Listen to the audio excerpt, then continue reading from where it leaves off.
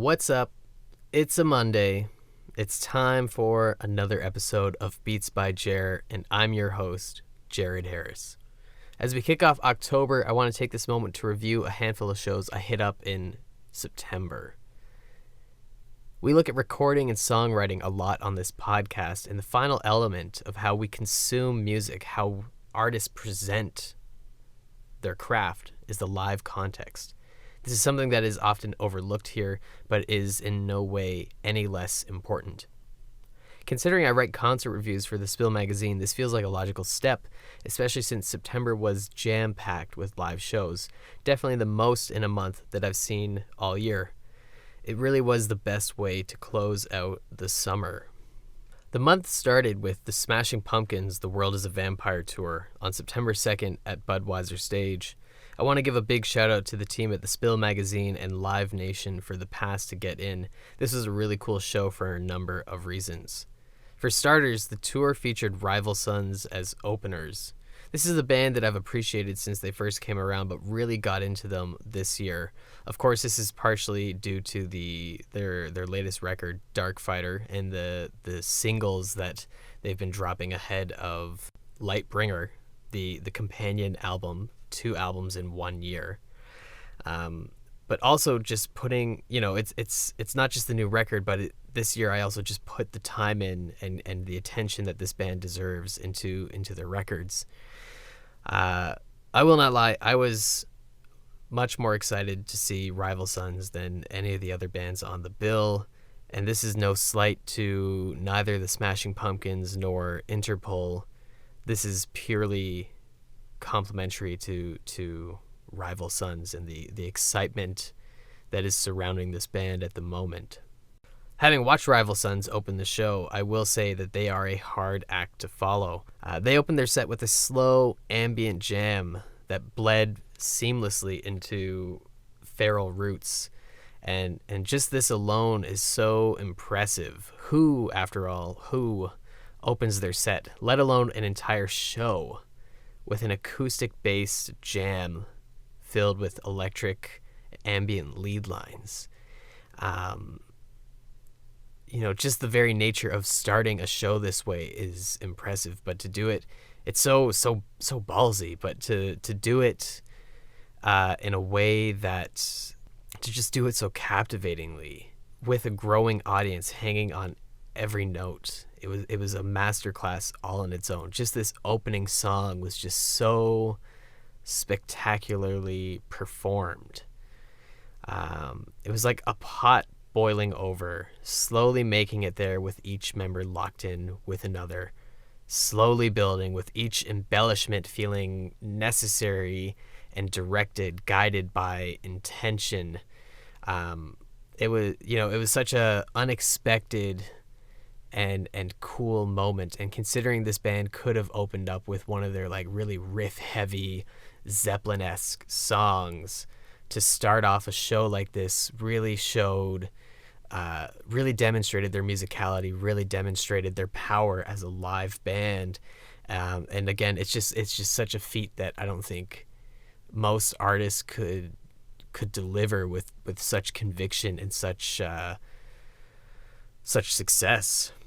Furthermore, the band looked as awesome as they sounded. Guitarist Scott Holiday, Mr. Fuzz Lord himself, in a full green suit, mustache twirled, sunglasses, and a wide-brimmed hat. Singer Jay Buchanan, in pink dress pants and a vest. I bring this up because everything about their performance looked and felt authentic to the 70s while still being original. This is what I love so much about Rival Sons. As much as you can trace their lineage to their influences back to the likes of Zeppelin, the Stones, and Joni Mitchell, they never feel as though they're trying to rehash that era, which is something that a lot of, quote-unquote classic rock bands of the last decade have attempted. Most come across feeling like a hollow imitation of what's already been, while Rival Sons use their inspiration as a foundation for their own incredibly rich and unique songwriting. Their performance was truly amazing, and they certainly stole the show as a whole, raising the bar for up-and-coming rock bands everywhere.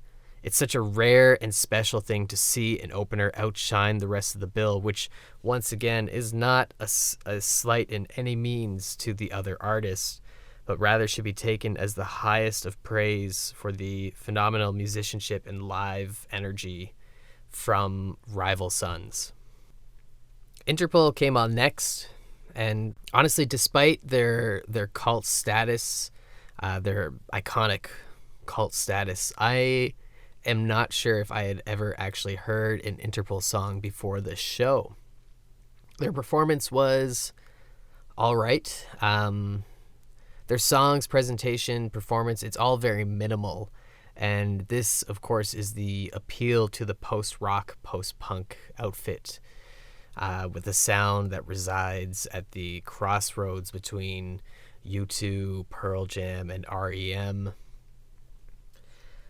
But despite an overwhelmingly underwhelming feeling from their set, I will say that the quality of their sound was among the most balanced I've ever heard, at least in recent memory.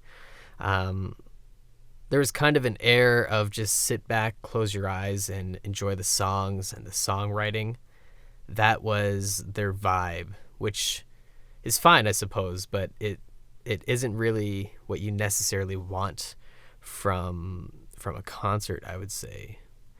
That being said, they're a really cool band. I've checked them out since then, and I've really been enjoying getting into Interpol. And that brings us to the headliners of that night, the Smashing Pumpkins. Where do I begin with this band? This is a band that I have always appreciated, particularly their heavier hits, but beyond that, have never really been able to get into, like, ever. Despite multiple attempts recently, in the last couple of years, a long time ago, I don't know what it is. And this is not that I don't like them. I genuinely feel as though that I am the one missing out, and hope that with each attempt I could finally get it, that missing piece that makes me go, cool. I'm at a place where I could say that Siamese Dream is a phenomenal album, but I still feel like I can't figure it out. I can't find that it factor that makes the Smashing Pumpkins 90s legends. And again, it's not that I don't like them. It's that I recognize that I am missing something here, and I want to like them so badly. Funny enough, the first CD I ever bought myself was Melancholy and the Infinite Sadness. Unprompted, totally unprompted. Maybe it was the art or the stupidly large CD case. I don't know what actually drew me to this, and I remember not getting it since then or since. Like, I just, I've tried listening to that album so many times as a kid, as a teenager, as an adult, and I just haven't been able to get into it. I've been told that this was where it's so generationally defining, that it was really you had to have been there kind of moment. And being born in 94, I simply wasn't there. So with this in mind, I was excited to see them live. I assumed this would be the final piece in my journey of appreciation for Billy Corrigan and company, and maybe it was. The jury is still out on that one, but I really enjoyed the show. It helped that this was the mostly reformed lineup, with James Iha on guitar and the incredibly underrated Jimmy Chamberlin on drums. Right off the bat, especially coming from Interpol, their sound was a mess, I will say, which was a total bummer. But they opened with The Everlasting Gaze, Doomsday Clock, and a cover of the Talking Heads' Once in a Lifetime. It really just came across as a wave of distortion, and it took a few songs to balance things out. Even so, the heavier numbers through the rest of the night would still suffer, sounding lesser than their softer tracks. The band, sound issues aside, sounded huge. Corrigan sounded just like on the albums, which was really cool. Perhaps, this thought crossed my mind watching the show. This thought crossed my mind writing this episode. But perhaps it's Corrigan that stops me from truly getting into the band. Musically, I could recognize and appreciate and even enjoy his genius, but his vibe, his energy, his attitude, I don't know. The goth outcast masquerading as a rock god, gesturing repeatedly for you to cheer louder for him is kind of off-putting. Some singers can pull off the larger than life ego on stage, and for him it just felt like an odd fit, a weird flex, if you will, something that looked kind of disingenuine considering the aesthetic of the band. Regardless, I thoroughly enjoyed their performance. 1979, Disarm, Bullet with Butterfly Wings, Today, Hummer, these were all perfect. Tonight was performed with just Corrigan and Iha on acoustic guitars, and it was truly beautiful. Despite a really long, drawn-out, and kind of awkward conversation between the two that Iha was clearly not in the mood for. Even when you're selling out arenas, banter simply isn't for everyone, I guess. But the back-to-back closer of Cherub Rock and Zero was everything you'd hope for. While I still don't fully quite get the band, this show was certainly a step in the right direction, and I was really pleasantly surprised. I enjoyed it significantly more than I thought so, and maybe we'll do an episode on the Smashing Pumpkins in the future as I try and track this journey of trying to get into the band more, because again, I feel like I'm missing out. And if you're listening to this and you think the Smashing Pumpkins are the best band from the 90s, I'm not here to argue with you. I something's missing here, and I want to enjoy them as much as you do.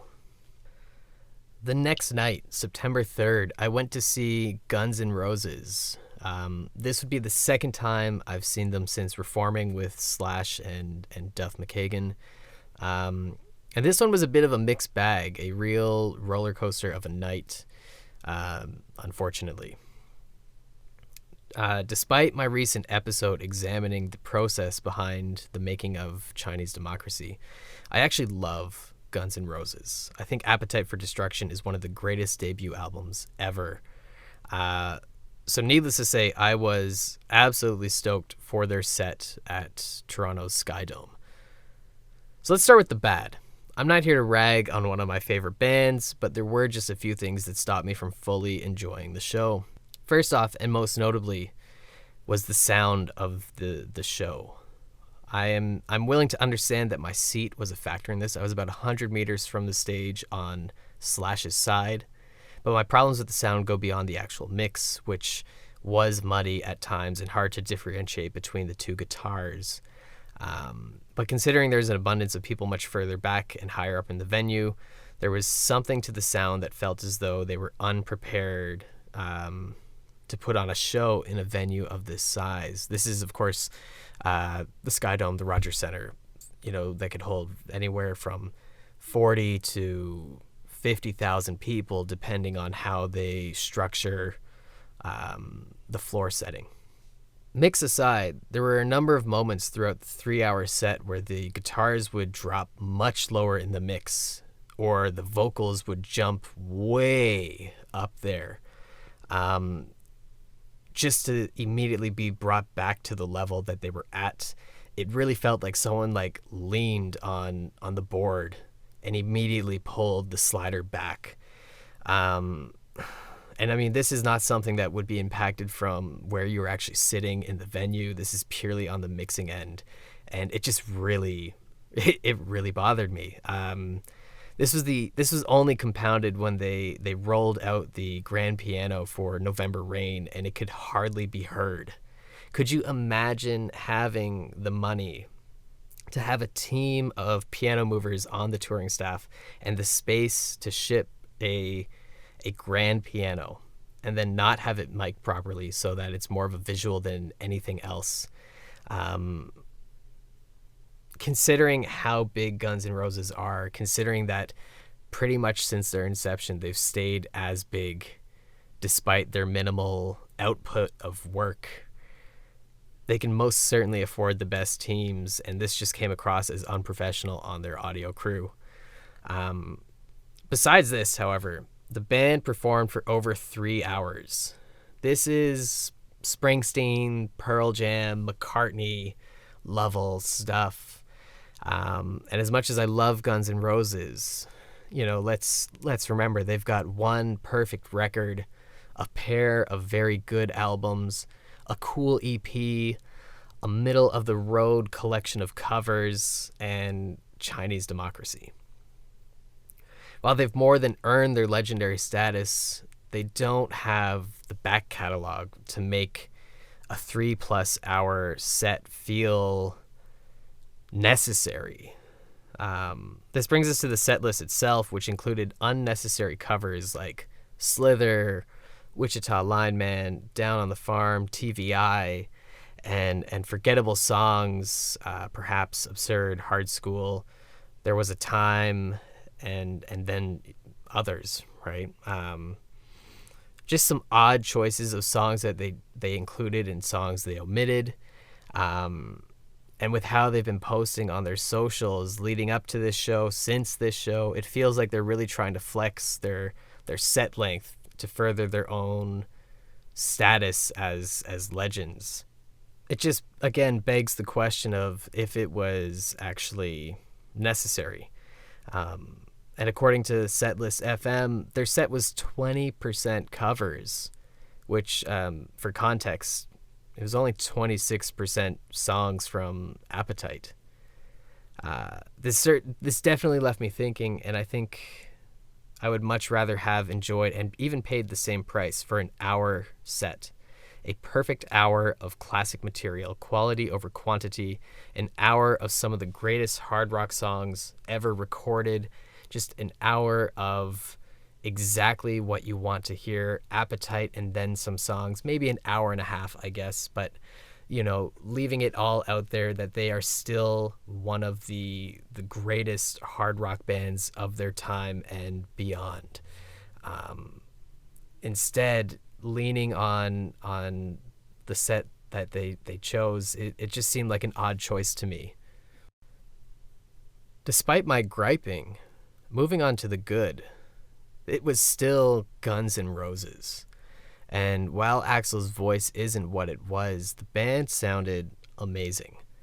Slash and Duff were simply perfect. Slash is still an absolute legend, one of my favorite guitar players, and when he rips into a solo or one of his sort of signature lead lines, you just shut up and you listen.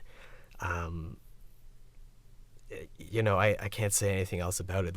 Slash and Duff were perfect, and Duff especially with his simple approach to the bass and his sublime backing vocals.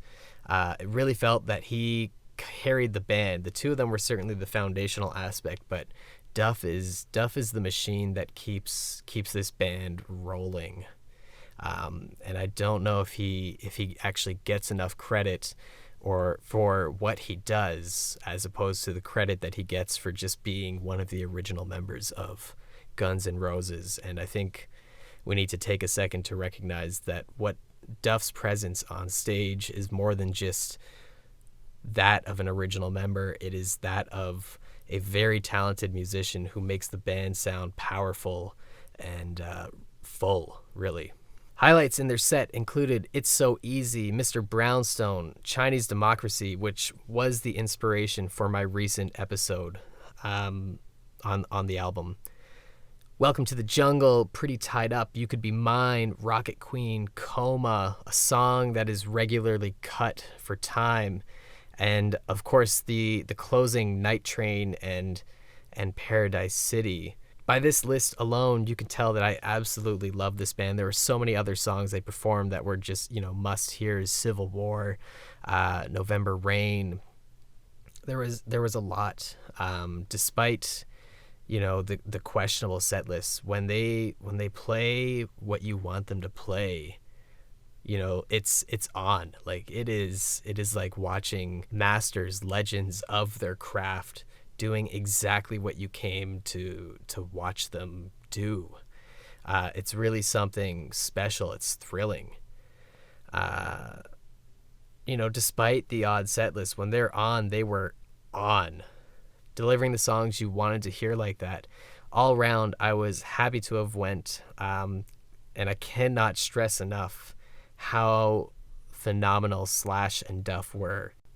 But just wasn't quite as blown away as when I first saw the Reformed lineup back in 2018 or so. The third show of the month that was supposed to happen but unfortunately did not was Aerosmith's Peace Out, their farewell tour, which was supposed to hit up the Scotiabank Arena in the middle of the month. Not only did they have to postpone their upcoming shows, like their immediately upcoming shows, just 3 dates deep into their tour, but as of now, they've actually had to postpone their entire tour, and even the date that they had initially postponed Toronto's show to has been further postponed and is up in the air as to when it will actually be. Aerosmith was my first ever concert back when I was in the 7th grade. My mom took me, and it's been over a decade since they've played Toronto. Expectations were high. I was super excited to see Aerosmith for one final time. And now that they've postponed the entire tour, I sincerely hope that Steven Tyler makes a full recovery with whatever is going on with his throat. I sincerely hope that we get to talk about seeing Aerosmith and their legacy and a farewell tour sometime soon. I would be remiss if I didn't talk about Gussapolooza, an independent music festival in Cookstown, Ontario, run by Valerie Marie and Russ Robson. They've been putting this on for a few years now, and I was super excited to finally catch it. One in the Chamber performed there on the Saturday night. It was a 3-day festival, and this was like the perfect way to close out our summer dates with just one last outdoor fest. It was such a cool reunion of artists that we've played with over the years, and artists that we love, and getting to see all these different musicians that some of which we haven't seen in quite some time. It was just a really nice, just a really good hang, a really good reunion. I got to see Vinyl Hero for the first time. They're from Montreal, and we've been trying to put something together for years now. We ended up playing back-to-back at Gussapolooza. They're a power trio with just a super raw sound, and would highly recommend them. They're super cool, and they've been releasing new music this year as well. Also performing that night was the dudes in Fortunate Losers, and they've also been dropping some new singles lately throughout the summer, and one, I want to say in early September, Taste. They've got that sort of refined post-metal, alternative metal sound, kind of like hardcore Deftones, and we've been playing with them for years, and they're really at their best yet with this new material and the way they're presenting it on stage. And lastly, Cigar Club, super alternative rock, super curated tones, inventive songwriting.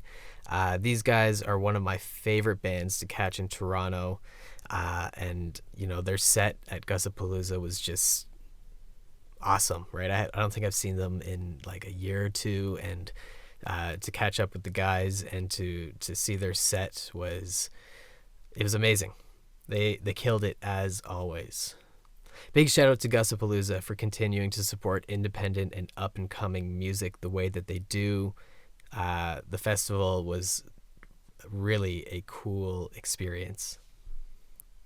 Rounding out the month comes Royal Blood at the Queen Elizabeth Theatre on September 25th. Once again, a huge shout out to the team at the Spill magazine and Embrace for the pass. I'll say the Queen Elizabeth Theatre continues to be Toronto's best kept secret. The underused mid-sized room looks as good as it sounds, and I've only been there once before to see a solo acoustic Billy Corrigan. For a guy that doesn't quite get the Smashing Pumpkins, it sounds like I get the Smashing Pumpkins. Opening the show was the UK punk band Bad Nerves. These guys were fantastic. Having never heard of them before, I was completely blown away by this band. They looked like Mick Jagger fronting the Sex Pistols, and they just had a super vintage sound to them, which is so refreshing. Like punk in the last 20 years has either been super poppy or super metal, and both have their time and place, but that sort of vintage 70s punk sound has largely disappeared. You have to really look for that. High energy, truly leaving it all on the stage. This was, Bad Nerves were just incredible. Their latest single, USA, sounded absolutely massive. There was this moment where the drummer played quarter notes on the kick with the rest of the band standing perfectly still, just like stone cold expressions, just standing there for a minute, maybe two, until the singer counted in the song like a Ramone would. They did this for like a minute or two, and it was longer than anyone else would have had. At one point, it was like, this has gone on too long, and they just leaned into that fact and did it for longer. And once they kind of got past that barrier of too long, it just became this game of anticipation. Like, what were they going to do? What were they going to play? What would come out of this prolonged moment, this stillness, this all, other than the kick drum, this silence that, what was going to happen. And like I said, they hit that point of it being too long and then went further. And suddenly it was not too long. It was just bred tension and curiosity. And it was so cool. I've never seen a band do something like that. It worked perfectly.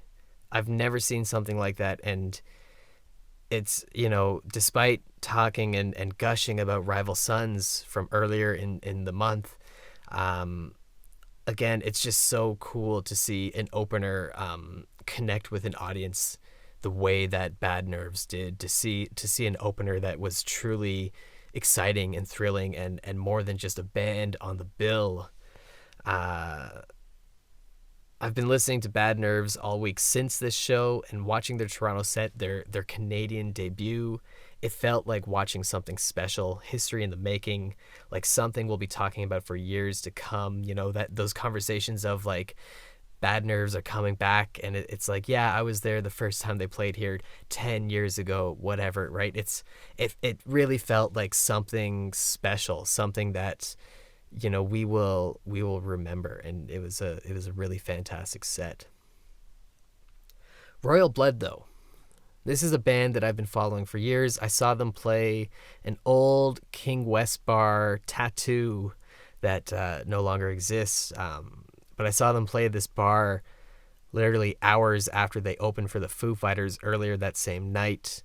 I saw them open for Queens of the Stone Age a few years later, and now I've seen them headline in support of their newest album, Back to the Water Below. It's so interesting to see a duo fill a stage and create an exciting show and just a huge sound. Musically, this was a masterclass in tone from singer bassist Mike Kerr, and his eclectic range of sounds, like the tones and the way, the effects that he uses to make his bass sound like more than just a bass, but also to give him like a sense of versatility in those sounds is just really cool.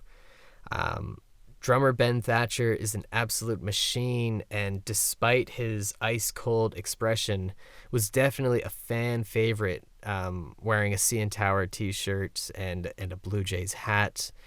And, taking moments in to do these antics on stage that left the audience chanting his name. It was just really cool to see a drummer kind of step out of what you would expect for stage presence from a drummer. Their set was as heavy as it was groovy. Songs like Mountains at Midnight to Boilermaker, Come On Over to Loose Change, Trouble's Coming to Little Monster.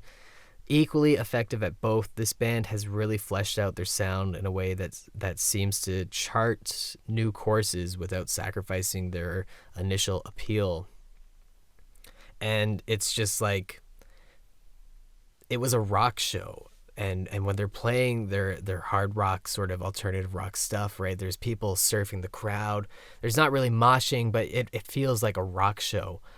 But, when they play something super poppy, that alternative pop stuff that they do, like Trouble's Coming, the vibe totally changes in the room and the energy changes, and it feels like a club. It feels like people are there to dance, to watch this live band and have a good time. And, if that's what clubs were with bands like this, maybe that's what I'd be into, right? But it's not. But it was such a cool,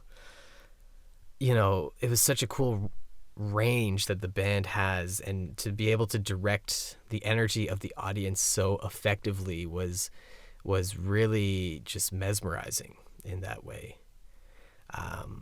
It's worth noting that during Out of the Black, during the breakdown at the end, Thatcher jumped into the audience while Kerr extended the riff, prolonging that sort of massive ending, which felt like an absolute eruption when Thatcher made it back to his kit, his beautiful brass kit. The drums sounded awesome, but man, that kit was beautiful.